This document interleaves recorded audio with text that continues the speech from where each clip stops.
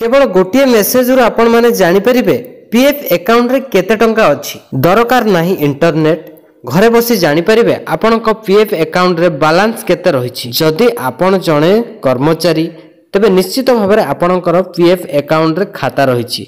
चाकरी करुथबा लोक माने जहार दरमा पांती एवं एहार किछि अंश पीएफ अकाउंट रे जमा होई थाए।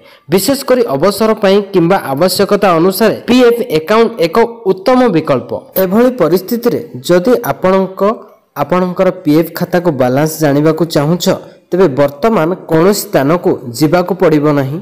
आपण कोनोसी इंटरनेट बिना घरे बसी आपणकर पीएफ बैलेंस जांच करि परिबे। एथि लागि आपण को गोटिए मेसेज करबा को पड़िबो किंबा आपण को फोन रो गोटिए नंबर को कॉल करबा को पड़िबो। केवल गोटिए मेसेज द्वारा आपण पीएफ अकाउंट रे केते टंका रहिछि देखि जानि परिबे।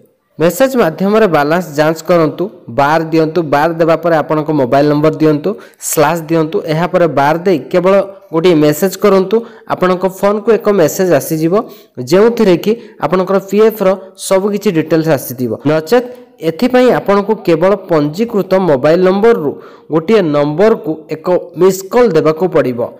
मिस कॉल करिबा परिवर्ते पीएफ अकाउंट बैलेंस सूचना किछि समय मध्य आपण को मोबाइल नंबर को आसी जिवो। मेसेज माध्यम रे बैलेंस जांच करंतु, बार दियंतु, बार देबा पर आपण को मोबाइल नंबर दियंतु, स्लैश दियंतु, एहा पर बार दे केवल गोटे मेसेज करंतु। आपण को फोन को एक मेसेज आसी जिवो जेउथिरे कि आपणकर पीएफ रो सब किछि डिटेल्स आसी दिवो। नचेत एथिपाई आपण को केवल पंजीकृत मोबाइल नंबर रु गोटिए नंबर को एक मिस कॉल देबा को पड़िबो।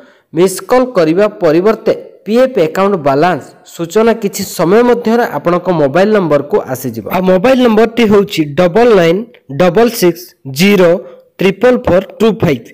एही नंबर को जेतेबेले आपण को रजिस्ट्रेशन नंबर कॉल करूछंती तो आपण कॉल करिवा परिवर्ते गोटे रिंग हेबा परे कॉल टी कटि जाई आपण को फोन को एक नंबर रो मेसेज आसी जिवो जेउथिरे कि आपणकर डिटेल्स पीएफ रो केते टंका रहिछि आपणकर पीएफ रो डिटेल्स आपण माने पाई परिबे।